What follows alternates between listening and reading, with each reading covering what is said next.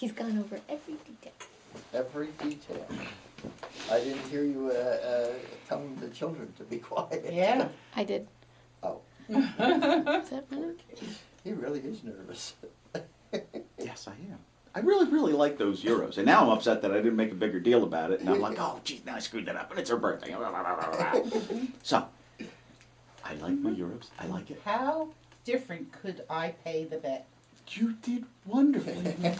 This is the rest of the interview, how she makes me go crazy. Like Plus, I that. got rid of all those crummy euros. And I thought, what the heck am I Where did gonna you do? get them? Take them from Years St. from Bart's. St. Bart's. Oh, okay. They're St. Bart's Euros. I tried to get rid of the money before we left, but I always wound up with some change.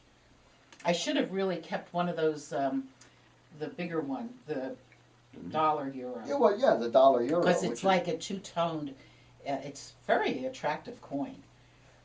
But I didn't. Yeah, their dollar euros are coins. Very not, nice. Not Well, paper. maybe I'll pay you for win one of those. If well, no, because the Eagles are going to lose. Huh?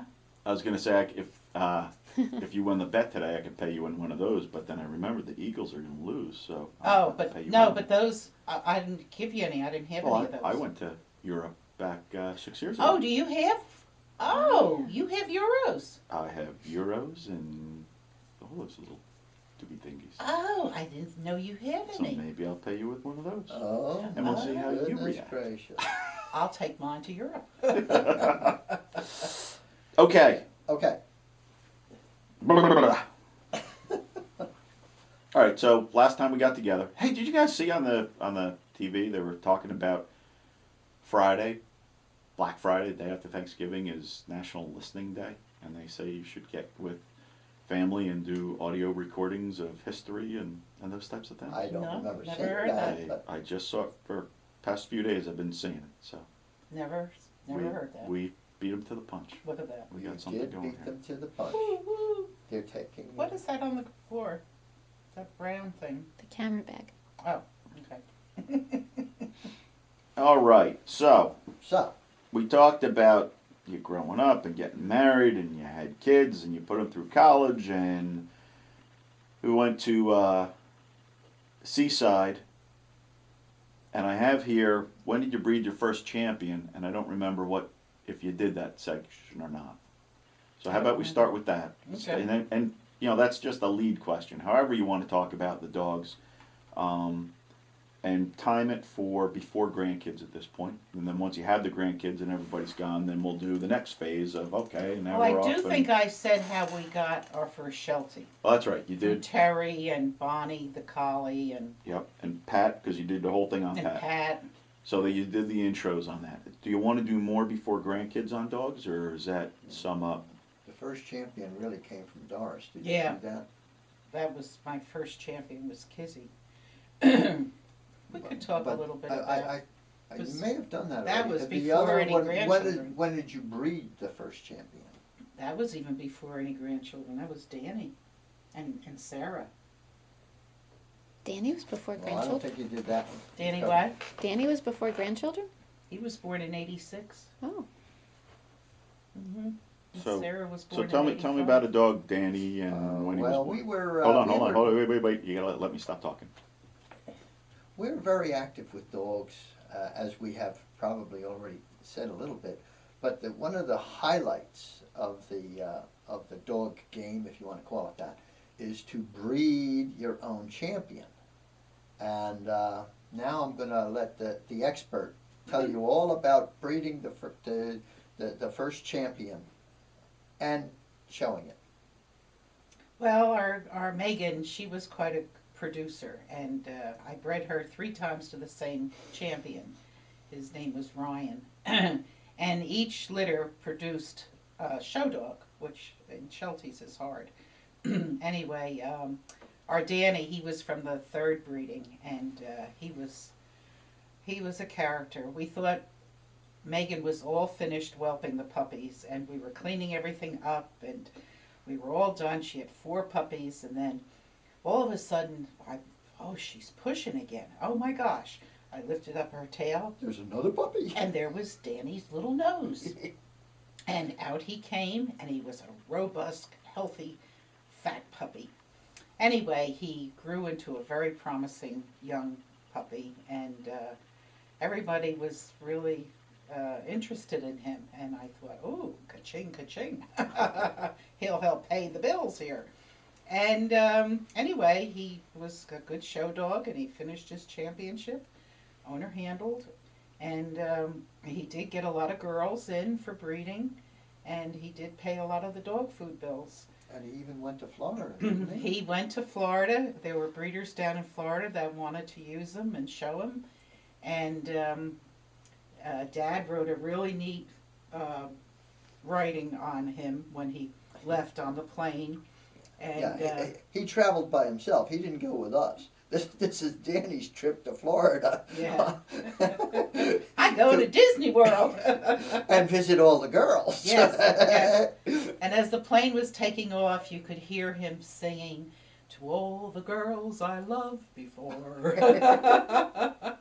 Anyway, he had a nice time in Florida.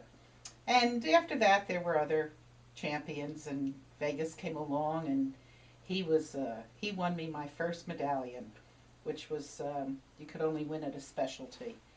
So that was exciting. And he also had an award of merit at the national specialty, which was a real big deal because only 10% of the champions were awarded an award of merit.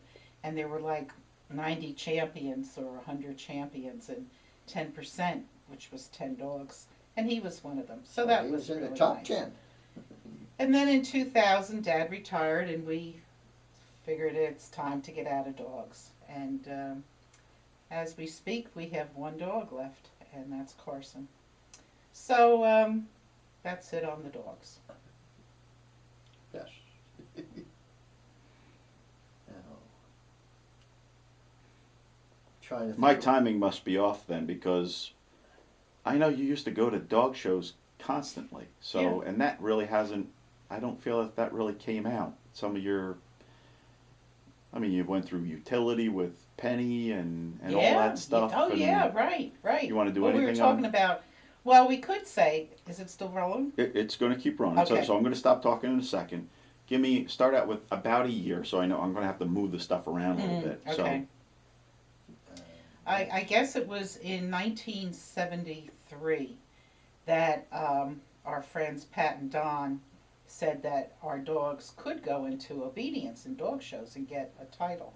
So Dad started Penny off, and Penny was yard trained, book trained, no classes. We didn't know of classes at that point in time. But she was very good. She was very responsive. She was a good girl. Anyway, these friends, Don and Pat, told us about dog shows, got us involved, and our first activity in dogs was obedience trial. We weren't into champion showing yet.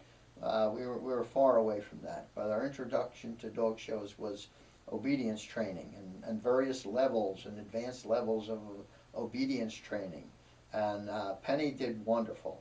She did excellent, and she achieved her titles. And this is we may have mentioned some of this before, but this is where you took over, Penny. Dad got the first two legs. You need 3 legs for a title. And I thought, oh, this looks neat. I could do this. So I took her and showed her for her 3rd leg, which gave her her companion dog title. And it was so exciting because we got a 2nd place, and we got a red rosette and a silver bowl. And but then I thought I'll train her for the next level. And poor Dad then had nobody to train. So Pat one day comes down, and she brings a blue Merrill puppy, and that was Misty. And I promised I would never interfere. That was Dad's dog, and he could train her, which he did.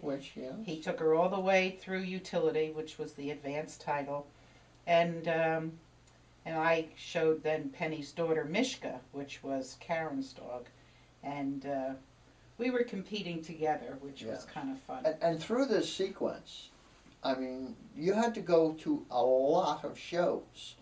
To get a title on one of the dogs, it took 3 qualifying shows that you had to achieve. and then that was only for the first title. Now there's 3 titles, okay, so you got at least 9. Well, the dog didn't qualify every time, so you had to go to more than just 9 shows to even hope to get a title. And of course, there's more than one dog, so now, anyway, it's going like there's a show every weekend, and sometimes Right, and 2, we even went- Saturday and Sunday. We went to Canada and showed them in Canada, which was fun So, too. so that, But and out of the 3 children, 2 children showed their own dogs.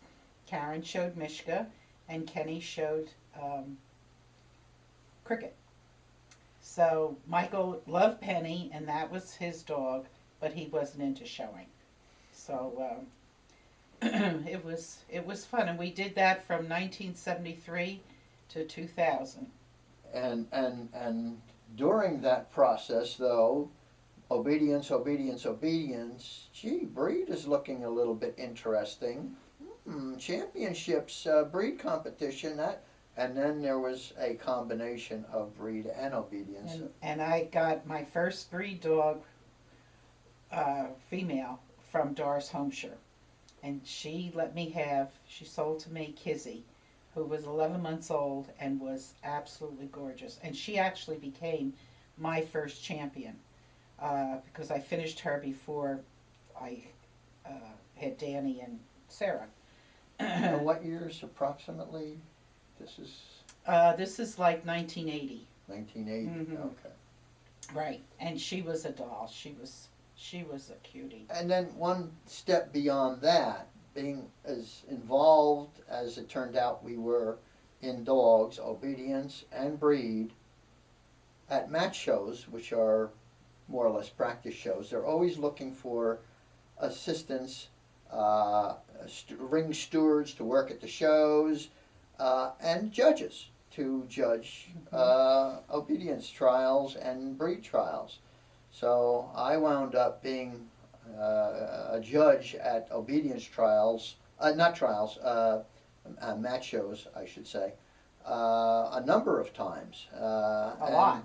Yeah, a lot. And I was judging obedience, various classes. And then Jan went to the breed ring, and Yes, she was and invited to Yes. do breed judging and Mhm. competitions at the match shows. And I think you enjoyed that. I did. I really did. And I thought if we ever both got our license, wouldn't it be nice if we were asked to judge a show in Hawaii? Because they pay all expenses.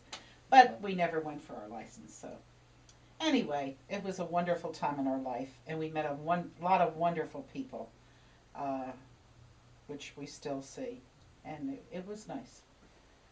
Okay. So, finish that thought. We met a lot of wonderful people, such as.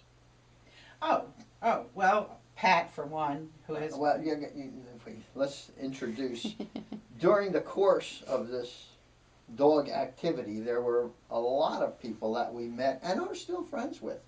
Of course, Pat Gemeinhart was the beginning, so to speak. Doris Homeshire. Go ahead. Doris Homeshire and Cindy Hasrick. I still talk to Penny Mitchie, Helen Anaya, even Helen Kelso, who got 2 Shelties from us, and she now has another Sheltie that she shows in agility. And Dick Mitchie. And Dick Mitchie, yes, who has one of our dogs. Yes. So it's been really nice. It's been very nice. And many of these people were at our 50th wedding anniversary party that was given by the kids. That was so wonderful. Good. 8.5. I don't know what you can get out of all of that, but There's maybe good stuff something. in there. Okay, so let's talk about becoming a grandparent for the first time. Okay. Well, let's see. I guess it was Karen. Wait, you got to introduce the subject. Oh, this is about. Hold on, ready? Wait, I'm sorry. Do you want 20 down the bottom? Or to 0 at the top? Because it's different. So that's at almost 15. And that's got 8 remaining. Just Don't let it get to 20. Good. Okay. Okay, well, we were very active for all of these years, showing dogs and such like, and of course now we have 3 children that we have Karen and Michael and Kenneth, and they're approaching the time in their lives where they're going to start a family, and Karen was the first to go. And of course, starting the family there, we got grandchildren involved. Now, I was very active in whelping puppies, but I don't want to whelp grandchildren. That was too much. Yeah. So anyway, go ahead. Why don't you talk about our first exciting time with our first grandchild? Yeah, Karen had a little girl named Lauren Ashley, and well, she'll be 21 next Unbelievable. January. We might be seeing some great grandchildren here. Yeah. But anyway. And she was born, and we went to the hospital. And But I have my cheat sheet.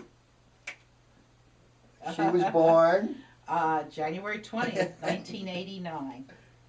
And I remember seeing her for the first time, and there she was in a little bassinet, and I'm looking down at her, and I'm looking at her, and tears are falling on her. I was so overwhelmed. It was wonderful. And then Brittany came along, May 23rd, 1992. Yes.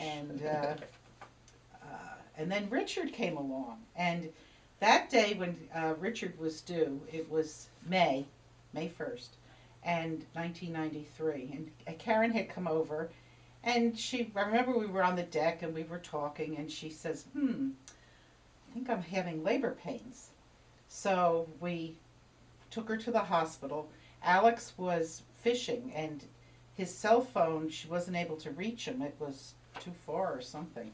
Anyway, we took her to the hospital, and within 3 hours, from 12 o'clock till 3 o'clock, he was born. So it's along about maybe 2:30, and I'm in, and she in the hospital room with her. Andy was out in the hallway. He didn't want to come in. I didn't want to whelp grandchildren. No. And I was watching the monitor, and you could see, I knew when she was going to have a labor pain, and she didn't have, she had natural. She did. It was so fast, there was no time for any drugs. And she's, the labor pains and the eyes, and I was like her coach. Anyway, about 2:30, 20 to 3, Alex comes in, and I said, oh, do I have to leave? And he said, no, you could stay. Anyway, 3 o'clock, Richard is born. Out he comes, which was quite an experience. And the first thing he did was pee. Anyway, he was the first grandson. And yes. And then after that, shortly after that, well, yeah. Sammy. Yeah, while this is all happening in 1993, Michael and Maureen are busy at it. Yeah, because they were both pregnant, and I remember a photo of them with both big bellies, and that was Richard and Samantha. And Samantha was born in July 20th, 1993. July is a very popular birthday month. And it seems to be in the Lang family. Yes, it certainly is. Very popular. So this darling little Samantha Grandchild born. month, right? And then 2 years later, Andy came along, and he almost made 4th of July. See, well, his dad missed it by yes. a day early, and right. Andy missed it a day late. Right. Michael was July 3rd. Andy's July 5th. Neither one. Mo and I couldn't hit July 4th. Hold on right there. Just kick it. Just hold your thought. We're